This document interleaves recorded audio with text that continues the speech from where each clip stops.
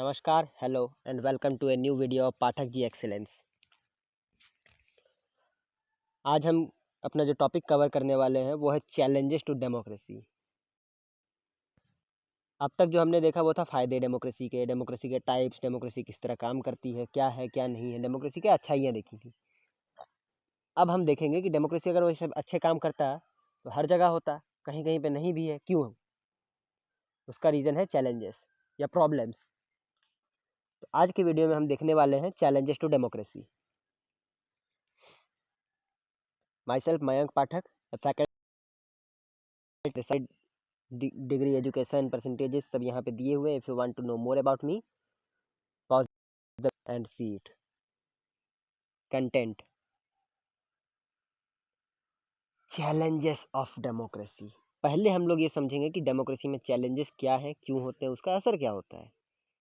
उसके बाद से 5 इम्पॉर्टेंट चैलेंजेस: कास्टिज्म जातिवाद, कम्युनलिज्म सांप्रदायवाद, लिंग्विज्म भाषावाद, रीजनलिज्म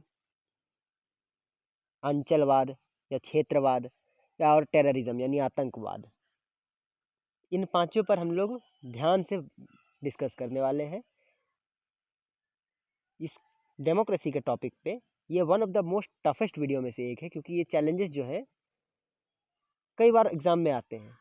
हमेशा की तरह तो नहीं बोल सकते हैं, जिस तरह हिस्ट्री में महाजनपद ऑलवेज आएगा, यह ऑलवेज नहीं रहेगा, लेकिन मैक्सिमम टाइम्स रहेगा। Challenges of democracy. Most of the people will agree that democracy is the best form of governing system, but democracy has also some challenges to overcome. अगर मैं opinion poll डालूं तो maximum लोग बोलेंगे democracy सबसे best तरीका है government करने का, सरकार चलाने का, रूल करने का। किसी भी चीज़ के लिए डेमोक्रेसी सबसे बढ़िया तरीका है। मगर वही लोग ये भी बोलेंगे कि डेमोक्रेसी को सक्सेसफुल होने के लिए, डेमोक्रेसी ढंग से काम करे, इसके लिए कुछ चैलेंजेस ऐसे भी हैं जिनसे उनको ओवरकम करना पड़ेगा। तो वो चैलेंजेस क्या है वो हम देखने वाले हैं। जो चैलेंजेस ऑफ डेमोक्रेसी जो है वो इतने बड़े होते हैं, इतने इम्पोर्टेंट होते हैं कि अगर कोई नेशन उसे ओवरकम ना कर पाए तो वो डेमोक्रेसी अगर बन गया है तो ज़्यादा नहीं है, और डेमोक्रेसी नहीं बना है तो बन भी नहीं पाता है। इसकी एग्जांपल्स भी हम आगे देखेंगे, और लास्ट हम पाएंगे there are 5 major challenges of democracy, जैसे मैंने बोला। तो हम पांचों मेजर चैलेंजेस को एक के बाद एक देखना शुरू करते हैं। कास्टिज्म, जातिवाद। ये डेमोक्रेसी के ऐसे बहुत सारे प्रॉब्लम है डेमोक्रेसी के, जैसे करप्शन हो गया, कितने सारे प्रॉब्लम आपको गिनाओ। करप्शन हुए, उसके बाद आपका बहुत सारे इलेक्शन के टाइम में धांधली जो होती है, बूथ कैप्चरिंग, गुंडागर्दी हो गया, क्राइम, और भी ढेर सारी चीज़ें हैं। जैसे पॉवर्टी भी है, एक डेमोक्रेसी का चैलेंज है। डेमोक्रेसी का चैलेंज बिजनेसमैन के हाथों में देश देना या फिर अमीरों के हाथ में देश देना नहीं है, वो भी कभी कभार डेमोक्रेसी का चैलेंज बन जाता है। डेमोक्रेसी का चैलेंज कहीं पे ये भी नहीं है कि किसी एक के एक ही वंश के हाथ में सत्ता सौंप दो, वो लेकिन कभी कभार जब गलत शासन हो तो वो भी चैलेंज बन जाता है। मगर डेमोक्रेसी के 5 मेजर चैलेंजेस में से एक है कास्टिज्म, जो कि इंडिया में इलेक्शन के टाइम में बहुत ज़्यादा देखा जाता है। बिहार के चुनाव के 2015 के वक्त के आपको एक स्पेशल सा डायलॉग याद होगा चुनाव में। राष्ट्रीय जनता दल के सुप्रीमो लालू प्रसाद यादव ने कहा था एक स्पीच में, यादव फुटे वाला हऊ। ये जो है ना डायलॉग, ये आपको कास्टिज्म दर्शा रहा है। वो यादव जात के वोट मांग रहे थे कि यादव को ये लोग फोड़ना चाहते हैं, यादव ऐसे ही फूट जाएगा क्या, कहना चाह रहे हैं। ये कास्टिज्म है। अगर हम और भी बहुत सारे राज्यों में देखें तो बहुत सारे राज्यों में ये अलग अलग तरीके से दिखाई देता है। जैसे कहीं पे बोलेंगे हम दलितों को वोट देंगे। अगर आप झारखंड में देखें तो झारखंड में बहुत सारी पॉलिटिकल पार्टीज हैं, जेएमएम, जेबीएम, आदिवासी के अधिकारों का नाम लेकर इलेक्शन लड़ती हैं। तो ये जो आदिवासी क्या है, एक जात है। ये लोग जातिवाद कर रहे हैं, और थोड़ा बहुत जातिवाद चलता है कि चलो इलेक्शन है, आदमी अपनी जाति को प्रमोट करना चाह रहा है, ठीक है। प्रॉब्लम तब आने लग जाती है जब वो ये सोचने लगते हैं पहले कि हम ब्राह्मण हैं, उसके बाद हम इंडियन हैं, भारतीय होने से पहले हम क्षत्रिय हैं।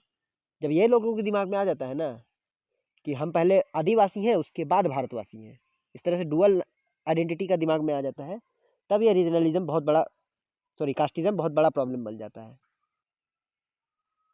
इसमें लोग क्या करते हैं, जैसा कि मैंने अभी स्पीच बताया, अगर कोई यादव बन जाएगा तो क्या करेगा, अपने यादव जात वालों के लिए बहुत सारे काम करेगा कि हाँ यादवों का भला हो, उनको दूध में ज़्यादा पैसा मिले, उनको ट्रांसपोर्टेशन ईजी हो जाए। मैंने दूध का एग्जांपल इसलिए दिया क्योंकि मोस्ट ऑफ द यादव का पहचान दूध से ही होता है। वैसे कोई ज़रूरी नहीं है कि आज भी यादव दूध ही बेचे, बहुत सारे काम करते हैं, लेकिन पहचान के लिए बोल दिया एग्जांपल। तो वो लोग अपना जात को बाकियों से ज़्यादा इंपॉर्टेंस देते हैं। मान लीजिए कहीं कोई त्रिवेदी बन गया मंत्री, वो थोड़ा सा कास्टिज्म वाला सोच का है, तो वो क्या करेगा, अपने इलाके के ब्राह्मणों के लिए बहुत काम करेगा, क्षत्रिय शूद्रों इन लोगों के लिए कुछ नहीं करेगा, ये बहुत कम करेगा। तो वो प्रॉब्लम क्रिएट करता है देश में। राइट टू इक्वालिटी जो राइट होने दिया गया है उसका वो खंडन करता है और पार्शियलिटी मेट बनाता है, जो कि आगे जाके देश तोड़ने का काम भी करता है।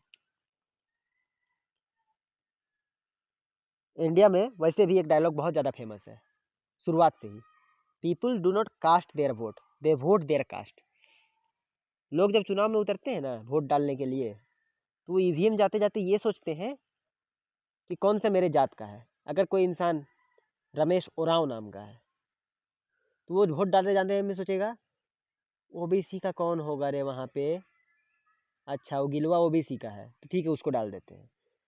अगर कोई गया वोट डालने जिसका टाइटल पांडे है, अच्छा त्रिवेदी हमारे जात के हैं ना, उनको ही देंगे वोट। ये चलता है। पीपल वोट डालते नहीं है, पीपल अपने जात को वोट देते हैं। They don't cast your vote, they vote their caste.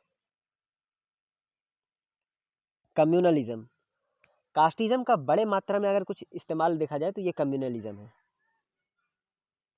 Communalism आपको देश की बड़ी बड़ी पॉलिटिकल पार्टियां करती दिखाई देगी, और ये सिर्फ इलेक्शन में ही नहीं, उसके बाद भी। और हमारे देश में कम्युनलिज्म की सबसे बड़ी, जो सबसे हॉट इशू है, जो चाहे कितनी बार भी सॉल्व हो जाए उस पर डिबेट होती ही रहेगी, वो है राम मंदिर इशू। इसे इशू बना के, ये सिर्फ एक केस था जो कि हिंदू संगठनों और मुसलमान संगठनों के बीच था, मतभेद थे। इनको बना के कितने पॉलिटिकल पार्टियां कितने इलेक्शन जीत गए, इनको बना के कितने लोग कितने सारे कांड कर गए इस इशू को बना के। ये रीजनलिज्म का, सॉरी, कम्युनलिज्म का एग्जाम्पल है। यहाँ पे लोग अपने संप्रदाय, अपनी कम्युनिटी को ज़्यादा प्रेफर करते हैं दूसरों के मुकाबले। जैसे मान लीजिए कोई हिंदू अगर बन गया भारत का कोई मंत्री, वो क्या कर रहा है, हिंदुओं के लिए सब काम कर रहा है, मुसलमानों के लिए कुछ नहीं, जो आगे जाके तानाशाही का कारण भी बनता है। और तानाशाही डेमोक्रेसी नहीं होती, तो डेमोक्रेसी को एंड करने का कारण बनता है। ये इंडिया में बहुत ज़्यादा देखने को मिलता है। आप किसी भी चुनाव में चले जाइए, आपको हर चुनाव में हर जगह ये असर दिखेगा ही दिखेगा। एक लोग अपने आप को राम भक्त बताएंगे, दूसरों को राम के विरोधी बताएंगे, ऐसा करेंगे। नौटंकी बहुत बार करता है हमारे यहाँ, जो होता है एकदम क्या बोलते हैं, एक्सट्रीम कट्टरता। कम्युनलिज्म का मतलब सीधे से बोले तो कट्टरता ही है। और ये किस हद तक हानिकारक हो सकता है, ये अगर आपको देखना है तो तालिबान देख लीजिए अफगानिस्तान का, वो भी डेमोक्रेसी था। कट्टरता में क्या कर गया वो लोग। कट्टरता अगर थोड़ा बहुत हो कि हम अपने धर्म का सम्मान करते हैं, हम अपने धर्म पे अडिग हैं, वो ठीक है, लेकिन सिर्फ हमारा ही धर्म सर्वश्रेष्ठ है, ये गलत है। सभी धर्मों में बहुत अच्छे ज्ञान दिए गए हैं, ज्ञान सभी धर्मों में है, लोगों को नज़रिए का फर्क है। लेकिन इसको वजह बना के जब लोग डेमोक्रेसी को घात करते हैं तो वो कम्युनलिज्म हो जाता है। और कम्युनलिज्म आपको मैक्सिमम नॉर्थ इंडिया में देखने मिलेगा। और भारत में आज की डेट में बहुत सारे एक्टिव कम्युनल ऑर्गेनाइजेशन हैं,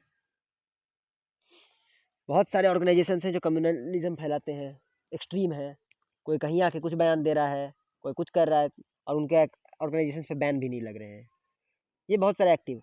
और कम्युनलिज्म के एग्जांपल आपको देखना है तो जैसा मैंने बोला, कोई भी चुनाव देख लीजिए, कम्युनलिज्म का सबसे ज़्यादा प्रचार करने वाली पार्टियों में से एक है शिवसेना, भारतीय जनता पार्टी, ये सब कुछ पार्टीज हैं। ये लोग इलेक्शन में हिंदुत्व की बात जब तक ना करें, इनका पार्टी नहीं होता। असदुद्दीन ओवैसी की जो पार्टी है AIMIM, उसमें भी है थोड़ा बहुत। ये सब कम्युनलिज्म को हमारे देश में डेमोक्रेसी इसलिए टिका हुआ है क्योंकि ये लोग एक्सट्रीम हद तक नहीं कर रहे हैं, लेकिन फिर भी बहुत करते हैं, और वो एग्जाम्पल देने के लिए काफ़ी है कि ये कम्युनलिज्म कर रहे हैं। लिंग्विज्म, ये बहुत लैंग्वेज बेस्ड प्रॉब्लम है, और इसी के चक्कर में नॉर्थ इंडिया और साउथ इंडिया सेपरेटेड है, क्योंकि साउथ इंडिया में जो लोग रहते हैं उनको हिंदी ढंग से आती नहीं है, नॉर्थ इंडिया में जो लोग रहते हैं उनको साउथ का भाषा ढंग से आता नहीं है, और साउथ में हिंदी को उतना प्रेफरेंस दिया नहीं जाता है, जिस वजह से कम्युनिकेशन बैरियर बन जाता है। बहुत सारे प्रॉब्लम्स हैं। जब इंडिपेंडेंस हुआ था इंडिया, उस समय इंडिया के स्टेट्स किस तरह के थे? Central province, Madras province, Bengal province, united province, Bombay presidency, इस तरह से थे। फिर क्या हुआ? भारत के राज्य कैसे हो गए? गुजरात, महाराष्ट्र, तेलंगाना, तमिलनाडु, केरला, कर्नाटका। क्यों? लैंग्वेज के बेस्ड में लोगों ने राज्य बांट दिए कि जो मराठी बोल रहे हैं, हाँ, यहाँ से यहाँ तक मराठी बोलता है, ये मराठा हो गया महाराष्ट्र। जहाँ गुजराती बोल रहे हैं वो गुजरात हो गए, जहाँ राजस्थानी बोल रहे हैं वो राजस्थान हो गए, जहाँ कन्नड़ बोल रहे हैं वो कर्नाटक हो गए, जहाँ तमिल बोल रहे हैं वो तमिलनाडु हो गए। भारत का जो स्टेट के बेस पे डिवीजन हुआ है वो लिंग्विस्टिक बेसिस पे हुआ, इसलिए इंडिया के स्टेट्स को लिंग्विस्टिक स्टेट्स भी बोलते हैं। और इसका अगर एग्जांपल हम दें तो आप बहुत जगह देखे होंगे, ये महाराष्ट्र में आपको बहुत ज़्यादा देखने मिला था, और ये शायद मेरे को जहाँ तक पता है शुरुआत किया था शिवसेना के द्वारा देखने मिला था। मराठा मानुस, मराठा को काम दो, करो किसी को नहीं दो, जो मराठा को प्रेफरेंस दो। मराठा क्या है? जो मराठी बोलते हैं महाराष्ट्र के हैं वो लोग। तो इस तरह का जो एग्जाम्पल्स आते हैं ना आपको, ये दिखाते हैं आपको लिंग्विज्म बहुत ज़्यादा है यहाँ इंडिया में। ये सारी चीज़ें बहुत है, लेकिन फिर भी काफ़ी हद तक कंट्रोलेबल है, इसलिए भारत में डेमोक्रेसी कायम है। जैसे ही ये कंट्रोल के बाहर हो जाए, मैं बोल सकता हूँ कि भारत में भी डेमोक्रेसी नहीं रहेगी। इसलिए बेटर है कि इन सब को अवॉइड करें, मन में ना लाए, और डेमोक्रेसी को बढ़ाएं। रीजनलिज्म, अंचलवाद या क्षेत्रवाद, मुझे नहीं लगता भारत में इससे ज़्यादा कोई चीज़ देखा जाता होगा पॉलिटिक्स में। बहुत बड़ा मेजर प्रॉब्लम है रीजनलिज्म, और ये तब आता है जब लोग अपने इलाके का देश से ज़्यादा सोचने लगते हैं। कोई मान लीजिए बन गया सेंट्रल रेलवे मिनिस्टर, क्या किया कि नहीं दादा हम तो बंगाल से हैं, बंगाल को ज़्यादा ट्रेन दे दो। उसको टाइम में होता है ना, जो भी ट्रेन चलाना है या रूट डाइवर्ट करना है, ये सब उसके हाथ में होता है। क्या किया? जो ट्रेन बंगाल में नया खोलना है वो तो खोला ही, जो देश में और खुलना है उसको भी बंगाल का रूट से दे दिया, या फिर बंगाल के आसपास की जितनी ट्रेनें हैं जो बंगाल नहीं भी घुसती हैं उनका रूट डाइवर्ट करके बंगाल में डाल दिया। मान लीजिए कोई बन गया गुजरात का, तो सेम काम वो गुजरात के लिए कर रहा है। कोई मान लीजिए बन गया रोड का मिनिस्टर, है झारखंड से, क्या करेगा? झारखंड के रोड को बना दिया A1, न्यूयॉर्क के रोड्स की तरह। अब बाकी पूरे इंडिया का रोड कैसा है? पाकिस्तान के रोड की तरह हो गए। तो ये भी बहुत बड़ी प्रॉब्लम है अंचलवाद, और ये बहुत ज़्यादा इंडिया में देखा जाता है। इतना ज़्यादा देखा जाता है कि जैसे अगर मान लीजिए आपके इलाका का कोई इंसान नेता बन रहा है ना, तो उसी को चुनाव में सीट भी मिलेगी, ज़्यादातर चांस होता है। जैसे आप देख लीजिए बहुत सारे इलेक्शंस में 2019 के चुनाव का हम एग्जांपल देते हैं, चाईबासा कॉन्स्टिट्यूएंसी से चक्रधरपुर के लक्ष्मण गिलुआ को सीट दिया गया, और दूसरे बीजेपी ने, और दूसरे तरफ से कांग्रेस ने किसको दिया सीट? इसी रीजन की गीता कोड़ा को। इस तरह का आपको बहुत जगह एग्जाम्पल देखने मिलेगा जहाँ अपने ही इलाके के लोगों को सीट दे दिया जाता है। और क्यों दिया जाता है? ताकि वो अपने इलाके को अच्छे से समझ सके, इसलिए नहीं कि अपने इलाके का विकास करें। लेकिन आपको जैसे मैंने एग्जांपल दिया, बहुत सारे लोग अब जब मंत्री होते हैं तो अपने इलाके का खूब विकास कर देते हैं। इसमें आपको किसका एग्जांपल दें? एक नहीं, बहुत सारे एग्जांपल हैं। इसलिए कितने मंत्री, कितने लोग बनते हैं, अपने इलाके का विकास करते हैं। कई लोग अपने इलाके के विकास करने के चक्कर में अड़ोस पड़ोस के इलाकों के सोचते भी नहीं है, जिससे बहुत नुकसान भी हो जाता है। तो ये रीजनलिज्म बहुत बड़ी समस्या है। टेररिज्म, इससे बड़ी कोई समस्या डेमोक्रेसी को हो नहीं सकती है। सभी समस्याओं के बावजूद डेमोक्रेसी टिका रह सकता है। रीजनलिज्म, एक आदमी अपना इलाका विकास कर रहा है, दूसरा अपना विकास कर रहा है, चलेगा। कम्युनलिज्म एक कम्युनिटी अपना कर रहा है, दूसरा अपना कर रहा है, बिना अगर अड़ंगा लगाए कर रहे हैं तो चलेगा, मगर टेररिज्म में ऑप्शन नहीं है।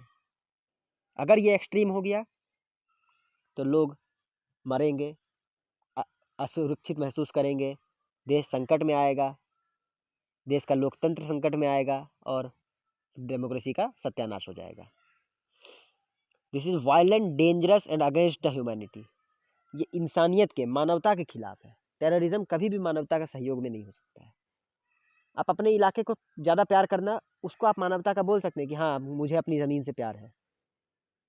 आप अपनी धर्म को प्यार करना बोल सकते हैं कि ठीक है, मैं हिंदू हूँ, मुझे अपने धर्म पे गर्व है, मैं मुसलमान हूँ, मुझे अपने धर्म पे गर्व है। लेकिन टेररिज्म अगेंस्ट द ह्यूमैनिटी है। कोई होगा जो ऐसा बोलेगा कि नहीं मैं आतंकवादी हूँ और मुझे आतंकवादी होने पे गर्व है? जितने भी ये बात बोलते हैं वो सब बरगलाए हुए हैं, ब्रेन वॉश्ड है। और टेररिज्म दो तरह के होते हैं, एक इंटरनल टेररिज्म, एक एक्सटर्नल टेररिज्म। इंटरनल टेररिज्म को माओविज्म या नक्सलाइट बोलते हैं।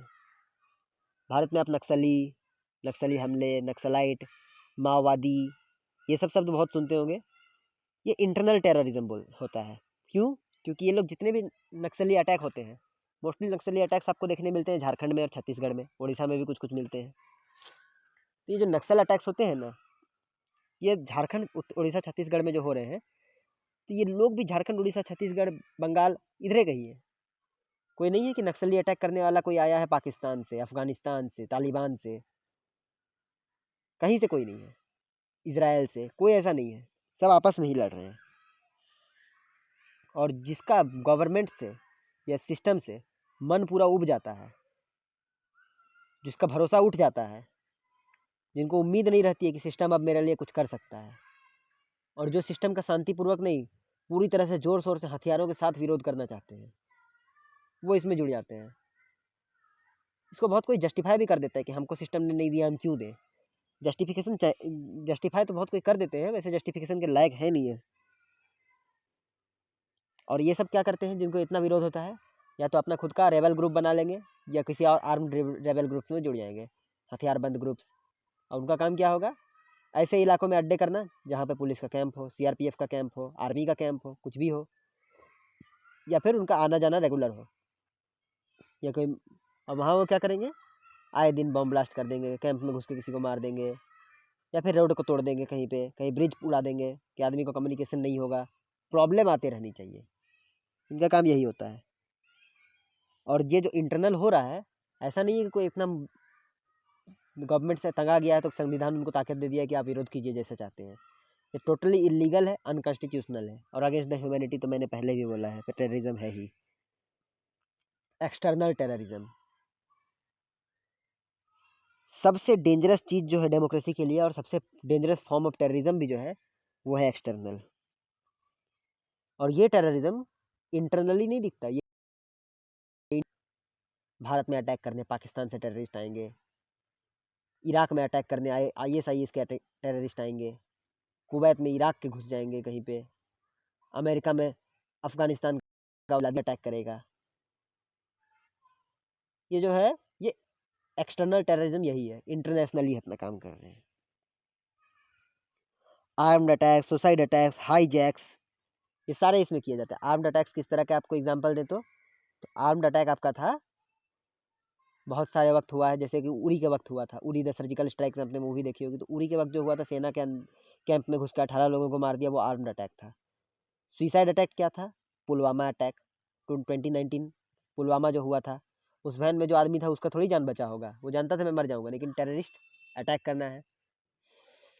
और हाईजैक्स, गांधार हाईजैक 1999, ये भी आपको याद होगा, शायद इंडिया का ये लास्ट हाईजैक था, लेकिन गांधार हाईजैक जो हुआ था जिसमें आतंकवादी को छोड़ना पड़ा था, ये सब इसके एग्जाम्पल्स हैं। This is not only illegal but also against the humanity. Illegal है, ह्यूमैनिटी के अगेंस्ट है। इवन जिस धर्म को इतना ब्रेन वॉश करने के लिए बरगलाते हैं, ये उस धर्म के भी खिलाफ है, लेकिन लोग करते हैं। तो ये डेमोक्रेसी के बहुत मेजर और बहुत casteism, communalism, terrorism, regionalism, linguism, इसमें से सबसे इम्पोर्टेंट है और जो सबसे भयंकर है वो टेररिज्म है, जिस पे अगर किसी को डाउट हो टेररिज्म पे, तो मैं टेररिज्म पे एक स्पेसिफिक वीडियो ला सकता हूँ। इसके अलावा अदर चैलेंजेस भी हैं छोटे मोटे, जैसे कि डेमोक्रेसी में कोई एज क्राइटेरिया तो फिक्स्ड है, लेकिन क्वालिफिकेशन फिक्स्ड नहीं है। ठेपा छाप कभी कभार हमारा प्रधानमंत्री बन सकता है, मुख्यमंत्री बन सकता है, कुछ भी बन सकता है जो चाहे। और उससे भी बुरी बात यह है कि हमारे देश में जिसको अपना नाम लिखना नहीं आता, वो उसे हुक्म देता है जिसने यूपीएससी जैसी कठिन परीक्षाएं पार की। ये सब भी छोटी छोटी प्रॉब्लम्स है, इसके बारे में किसी और वीडियो में विस्तार से डिस्कस करेंगे। आज के वीडियो के लिए इतना ही। और मैंने इसमें जितने भी पॉलिटिकल पार्टीज के एग्जांपल्स दिए हैं वो सारे उनके काम को लेकर दिए हैं। मैं किसी भी पार्टी के अगेंस्ट नहीं हूँ और किसी भी पार्टी का समर्थक नहीं हूँ, इसलिए यहाँ पर इसको इस वीडियो को कोई पॉलिटिकल इशू मत बना, या पॉलिटिकल एजेंडा की तौर से मत देखिएगा। मैंने बहुत सारे एग्जांपल दिए हैं।